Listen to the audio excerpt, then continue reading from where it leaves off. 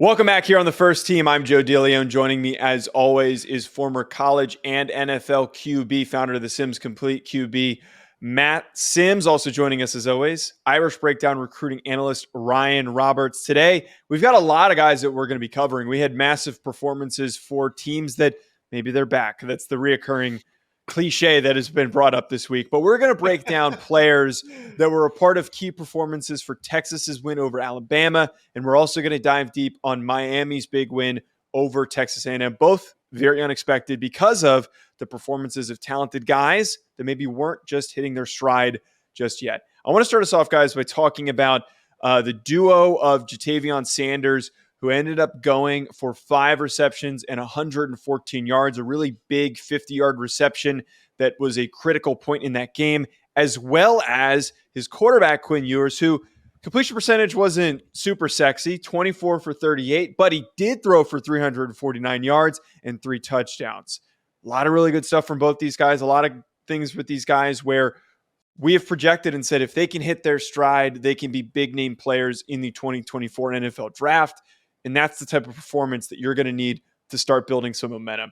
I want to kick it over to Ryan first. And I kind of want to get your angle on Ja'Tavion Sanders because leading up to the week, we were actually texting a little bit about Sanders because before the season, we were concerned that maybe he wasn't as much of a blocker. And he started to show some of that stuff on film. Yeah, no, he did, which is a great thing to see because I think the athletic traits were always there. I mean, there was a reason he was a 5-star recruit coming out of high school and staying obviously at Texas. I mean, there were some teams when he was coming out as a recruit that wanted him on the defensive side of the ball, not the offensive side of the ball. Like he could have very well been a defensive end for a lot of different programs, but stays in Texas playing tight end for the Longhorns. And Joe, we saw a whole lot of potential, obviously, as a true sophomore last year, a guy that was over 600 yards, over 50 receptions last year for Texas. But I think the best area of his game was just kind of exemplified in this one, man. It's the after catch ability. It's different, right? For a guy that is around 6'4", 250 plus pounds now, was about 245 before the season. This is a player that makes his living off of creating big plays when the football's in his hand. He's kind of that modern tight end, like most tight ends used to be guys that would do their work before the catch and at the catch point. That was kind of the impact they had. But now with the George Kittles of the world and the Travis Kelce's of the world, guys that can really make things happen after the catch. That's what Ja'Tavion Sanders kind of brings to the table. So former 5-star, over 100 yards, over 20 yards a catch, continually made explosive plays, but they weren't easy explosive plays. They're not plays where you're wide open on a tight end leak 20, 30 yards downfield. He had to work for his yardage, and he was a guy that we saw a lot of talented second and third level defenders for Alabama that could not counteract Ja'Tavion Sanders in this game. Quinn Ewers' performance, though, was massive in this game. And one of the things that has always been a struggle for him is connecting before we get there, can we name this show when you post it the fall of the SEC? Can we do that today? Shut up. Shut up. Everyone's talking about that and saying that. So if you want to just join the I don't disagree with you. I've gone as far as to say that I'm not SEC biased like you keep trying to make it. But what conference is Texas going to next year, though? Yeah. That's true. They're not now, Matt. It's not falling. Yeah. It's actually getting better. Answer the question, Ryan. Yeah. You didn't even answer the question. They need Texas and Oklahoma because the SEC is very overrated. So, please, guys, come help us out here, man. Please. Yeah, definitely. Yeah, when they add Florida State, we'll continue to say that they're overrated. Getting back to Quinn Ewers, though, I thought that Quinn Ewers did one thing that he has been super inconsistent on, and if not, since his injury, he's actually been pretty weak, which is connecting on the deep ball. I think the number against Rice, which is supposed to be a warm-up game for them, he was like 0 for 7 on deep air passes down the field.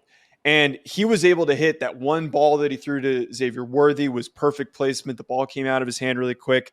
Matt, I know that getting to see that stuff for you was probably pretty exciting. What did you get from Quinn Ewers? Yeah, I thought Quinn really just displayed the fact that he really had that experience. He's been in a lot of big games. I think his injury and all that really played a big part too in his performance and his focus. Credit to him as a personal, his personal development too off the field. I know we've discussed and joked about the cutting of the mullet and all that kind of stuff, but even if you look at just his roster roster pictures for the past few years, it's really interesting to see the fact that he's kind of like, he's Mr. Cool, and then all of a sudden he's like just like a happy football player in this most recent one. So I credit this young man and just his approach to the game, his approach to his own personal life and development. It seems like he really has taken a step forward as far as improving himself internally as much as externally. And it really showed. It really did. He was calm. He was cool. He's composed the entire game. He made great decisions throughout the game. And that's what you need for a signal caller. You need a guy that is steadfast like that. And we always knew that he had that raw talent and that ability to throw the ball beautifully like he did. And it doesn't hurt either that you got guys like Ja'Tavion Sanders running routes for you, Xavier Worthy, who is just an unbelievable football player. Jordan Whittington is another fantastic football player. And then Steve Sarkisian being able to, manipulate defenses and create these great opportunities for then Quinn Ewers to execute and take advantage of. So fantastic team effort. And I give all the credit in the world to Quinn and his own personal development. And that's why he was able to shine this last weekend. Joe, I would like to revisit a conversation that we had before the season. I believe a young Ryan Roberts and a young Matt Sims both came on this podcast and said, okay, we think the best is still ahead of Quinn Ewers. He's going to take a massive step forward. I remember this conversation happening, Joe. I remember it because we forget in all the madness and the hype of Quinn Ewers because we know the backstory, right? The top-rated recruit ever by 247 Sports coming out of the state of Texas. Literally had a perfect score from the recruiting rankings. Decides to reclassify to be a year older so that he can go up to Ohio State, cash in on NIL, and then come back to college when it's legal now in Texas, right? So he did that for a year, comes down to Texas. The first year was very up and down, had some really good moments like Alabama, like the bowl game, had some very down moments as a sophomore. But what we forgot in that chaos there is that he didn't play 2 years ago. He basically lost a year of development, and he was basically a freshman last year. So this year, I believe, was the year that he was really going to take a step forward, and he showed that against Alabama. And yes, he is set up. I think it's a great note, Matt. He is set up to be a very good player in the system that he's in because he is under Steve Sarkisian, who's one of the best offensive minds in all of college football. He has guys like Xavier Worthy and Ja'Tavion Sanders and A.D. Mitchell and Jordan Whittington and Isaiah Nayer, and he's got a lot of very big-time talent around him. So he's in a good situation. But I think the thing that we saw this offseason, which is why I thought Quinn was going to take a step forward, is it seemed like he was kind of super laser-focused, right? Like people make fun of the mullet thing, right? Him shaving it off. But I felt like he was a lot more focused this offseason than what we had seen him previously. And he's really only a sophomore in college when we really think about it from an age perspective. Yes, he's a junior off of eligibility. But taking this step forward, I think you saw a lot of great signs against Alabama. You saw him play well against Alabama last year. And, of course, he got injured during that football game. But really showing this on a full game scope now, if he's able to stay healthy this year, the entirety of the year, and Texas is able to stay healthy, this is a dangerous football team that has as much talent as almost anybody in the country. And speed, too, which is something that I feel like it was the real difference maker in that Alabama game. They looked faster on both sides of the football, and speed really is the name of the game in college football and really all of football, no matter what level you're at. If you're a fast team, you have a great advantage. And I really just love the fact of how they attacked Alabama's defense, too. Their strategy seemed like, let's get the football out of our hands very quickly. Let's change tempos throughout the game, too, so we can kind of keep Alabama and a certain personnel on the field consistently. And then the formations and motions, which are extremely difficult to line up in. You saw Alabama very frustrated multiple times on the field because of the fact that some of the alignments that Texas was given were a little complicated. You saw a lot of tight sets. You saw a lot of bunch sets. You saw a lot of motions into bunches and squeeze sets. And I think those things are very overwhelming for a group that had missing pieces in the secondary to communicate that, especially in live time, especially when they're also pushing the tempo. So credit to Sarkisian and Quinn Ewers for really being on the same page and executing the way that they did. And it's really exciting. Texas has a really good football team. And we didn't even get to talk about their running back room. Their running back room has improved too. Yeah. And they really didn't show a lot of their running back screens, some of the other things that they've done. But it's a lot of creativity, and it's really going to be something, for Quinn, is his development of a potential NFL football player one day. He's running an NFL offense right now. These are concepts that Sarkisian is running that he was copying, pasting when he came to Atlanta with us. We had just went to the Super Bowl the year before. He was asking Matt Ryan, me, and Matt Schaub, hey, what was Kyle thinking on this play, and this play? And you could see his brain was like, whoa, these are really great concepts. I really am excited to add these things to my repertoire as far as a coach. And he's continued to carry them on through his years at Alabama and now at Texas. So it's really cool to see that influence that he's had from that NFL level.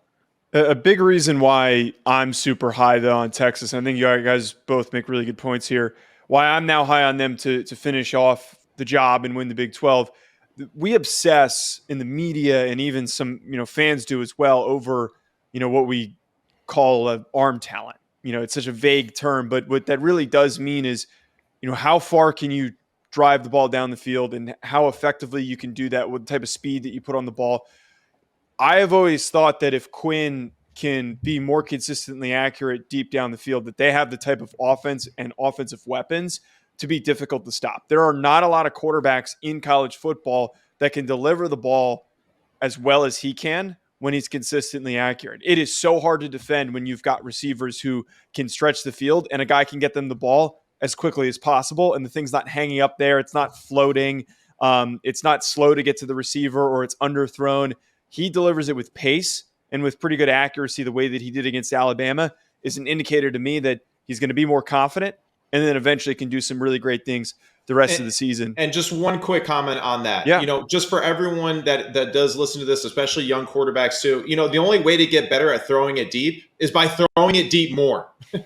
So, the further you throw it down the field, the percentage of your completion percentage are potentially going to go down.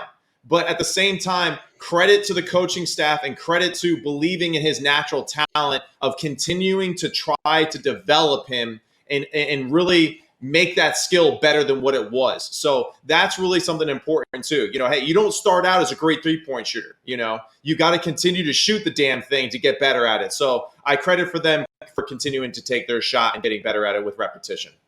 And I think that this offensive that we're seeing for Texas, I think it is very sustainable too. Sorry, Joe. Because I'm sorry, Joe, but I think that this is a decent note of, you talk about the ability to drive the football down the field and create explosive plays. That's very important, obviously. But there's a sustainability that needs to work, right? I mean, if a team is just good at throwing deep and they are struggle on the short to intermediate stuff and the quick game, then they're not going to be a sustainable offense because you need all areas. And I think that what Texas brings is that wide receiver group, that pass catching group, I should say in general, they bring kind of a nice balance to the table, right? You have Xavier Worthy, A.D. Mitchell that can stretch the field vertically, but then you have Jatavion Sanders, Jordan Whittington that are more of the after catch players who can work short to intermediate. So all right, Ryan, we get it. We get it. We love you, Ryan. Joe's ready to kill us right now. We told you we should have done a whole episode on Texas, man. All right, here we go. This is what I said beforehand. I was just about to say, thank you, Ryan, though, for the added context.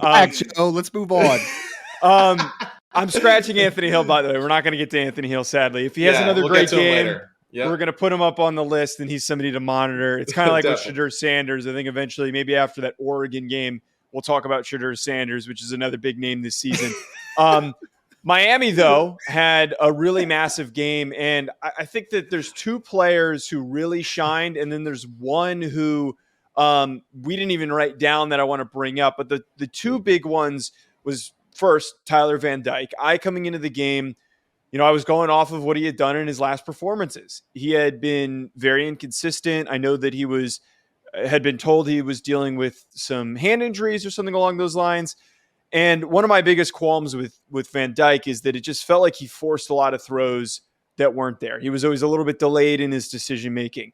The pick that he threw against Miami of Ohio was, perfect example of him just not really seeing the field the way that you want a quarterback who's been around as long as he has to see the field. So I wasn't super bullish on his performance against Texas A&M leading into the game. After he played, though, I ate my words. The guy played out of his mind. He ends up finishing with a 21 for 30, 374 yards and 5 touchdowns. And he was just really connecting in an easy rhythm with his receivers.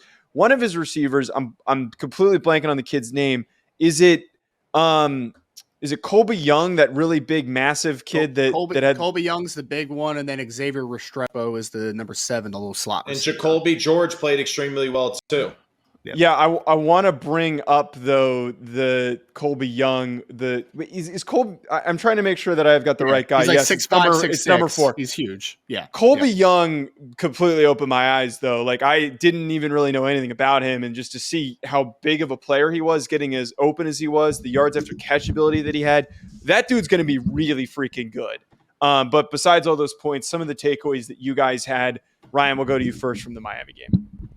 Yeah, I mean, I think that it's always been about consistency with Tyler Van Dyke over the last 2 years. We have seen some very good of Tyler Van Dyke. We've seen some very bad, and we've seen kind of everything in between. I think that he was kind of set back last year, obviously, with the change in offensive coordinator. When he had Rhett Lashley, looked pretty good, right? But then, of course, they changed to Josh Gaddis last year, and it was a disaster. So then they go to Shannon Dawson this offseason.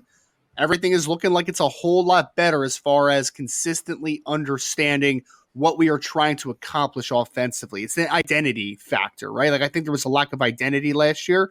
I think they now understand these are our guys. This is how we want to operate. This is what we're trying to do. And as long as Tyler Van Dyke's comfortable, I think Tyler Van Dyke's going to be a very successful quarterback in the college game. It's just about that comfort that you need to find. I mean, Matt, I'm sure that you could speak to as a quarterback, feeling comfortable in the system and in your own skin is a very important thing. You need to be able to operate and be comfortable with what you're seeing, what you're trying to accomplish, kind of the whole process to get to the end means. So I think Tyler Van Dyke did that there. And we saw that this team is probably more talented than we thought they were last year. I mean, I'll be very honest. I watched them against Pitt last year, and I was like, I don't think this Miami team's a very talented football team. But I think it was an identity issue more than anything last year. And, give that offensive coaching staff, give that coaching staff in general a little bit of credit here. After a really down year, they came out and they played a really good football game against a team that on paper is probably more talented than them. But I think Miami has an identity, unlike what Texas A&M is dealing with right now. Yeah, I think you hit it perfectly right there. I mean, Tyler Van Dyke really did a great job of performing, taking what the defense gave him on multiple occasions too. I mean, didn't force anything, and also too, just Shannon Dawson, multiple times in the game where I feel like he made it very simple for Tyler to display his natural physical attributes. The guy is big and strong in the pocket. He throws a beautiful football, very much like Quinn Ewers. And there were multiple times where they just took one-on-one shots, and very similar to Quinn, they hit these, and they hit them for big explosive plays and game-changing plays. So it's something that I think Miami definitely, like Ryan said, is establishing and has a little bit more of an identity. Their culture seems to be a little bit more set in stone now. Mario Cristobal really does have, I think, the pulse of the team and kind of what they're looking for in their identity too. And they really have a great opportunity with the skill players that they have, with Tyler Van Dyke throwing the way that he did, to go into the weekend or go into their game against North Carolina 5-0 potentially. They got their next game is Bethune-Cookman, excuse me, on Thursday, and then Georgia Tech after that, I believe. And then they go into UNC after that. So this is a team that really could have a lot of momentum building, and rightfully so, because there are, really big, strong offensive line in front of Tyler Van Dyke, which I love. It's hard to get around big bodies, even if they're not great pass blockers. It's still got to move them out of the way. So that's always important. The creativity of the offense by Dawson is extremely impressive. And also at the same time, it's simple for the quarterback to operate at a high level. So with their players, Restrepo, George, and Young, I like a lot of what I saw from Miami this weekend. This is a game that they very easily could have lost, but they did a great job of at least playing tough at home, creating opportunities when they were there, and then just balling out in certain occasions like that. And the touchdown before, or the field goal, before half was extremely important for them. And then the fact that they came out with all the energy in the world in the second half and just continued to roll was pretty impressive. So Tyler Van Dyke, with the consistency of the quarterback position, with the offensive coordinator position, I think is in a really good spot to continue his upward trend and have a really solid season. On top of that, though, Cameron Kinchens, I thought, was a very impressive player. I thought Ryan was trying to talk to us, but he wasn't. No. Cameron Kinchens, though, I think has been impressive in these first two games. And I think in general that defense has a lot of first-round caliber type players that if they hit their potential, like Leonard Taylor's another guy that I'm very high on. But Kinchens, man, I just continue to see, and I know that he went out of the game with an injury. I don't know what his timeline to get back. He is going to be important for them down the line because he's a really good coverage player. I've seen him fly upfield downhill at full speed to make some plays. He ends up finishing that game with 4 tackles and an interception. I know the interception was him benefiting from a scenario of a receiver falling down, but still, I continue to see a guy that is aggressive and is going to make those plays all over the field. His recovery and his return timetable is going to be very, very important for this team. No, I think you hit it perfectly. And this is really just, again, just an extension to, I think, of their head coach and really just the fact that it seems like their entire unit on both sides, right? They're just playing complementary football. James Williams, 9 tackles, 5 solo on the game. Corey Flagg Jr. had a great sack in the game too. So they're doing a good job of at least multiple players getting into the game, creating plays, creating matchup opportunities, and maybe not the best defensive performance, but still with a new offensive coordinator and Bobby Petrino over there at Texas A&M, there's still a lot of unknowns. So I think for going against an offense where you're not really exactly sure what they are yet because it's such an early part of his tenure there, I think they did a really good job of kind of covering all of their bases and just playing really solid fundamental defense all around. So that'll be very important for them to win their conference. I think when I talk about this defense for Miami, the word advantageous kind of comes to mind. I think they forced 3 turnovers in the game. I know the running back had a fumble. I believe the quarterback Wakeman threw 2 interceptions, if I remember correctly. He did. Yes. Couch had the second one. Yep. So you had 3 total turnovers forced in that football game. And I really think that was kind of what was missing in Miami last year is that, again, there was talent. But outside of Cameron Kinchens last year, not a lot of turnovers were being forced. Not a lot of big plays were being made. You needed guys that were able to step up and make those game-changing type plays. Obviously, Cameron Kinchens made one of them off a turnover, but he also had a very good game overall. But I think it really comes down to, like you said, Matt, Corey Flagg Jr. had a big game in this football game. There was a forced fumble on the running back in the run game. And I thought Connor Wakeman actually looked pretty good for Texas A&M, but unfortunately they forced him into one bad mistake and then obviously the receiver falling down on the other. So I really think that it was just about a defense that wants to create turnovers, be advantageous, and let their potentially high-powered offense continue to have possessions. I'm not going to look. I forgot this too really quickly too, but Brashard Smith with a 98-yard kickoff return. So that's another aspect. Playing complementary football in all 3 phases, extremely important for the Miami Hurricanes. I'm not going to let this open a bag of worms as we're coming up on time, but talk about the differences of one coach setting up his quarterback for success and one with Weigman being set up for a really shaky game, not being put in the most advantageous spots. That is a good conversation. Man, I think that kid's a good football player, man. I hope that whatever happens in Texas A&M, they figure it out, whether it's him leaving or figuring it out offensively. We'll see. How do you end the show like that? We gotta all week now. Positive vibes. Positive vibes. Hashtag fire Jimbo. Okay. Yeah. Oh God. Wow. You heard it here, Ryan. We'll be back, everybody. Enjoy your weekend.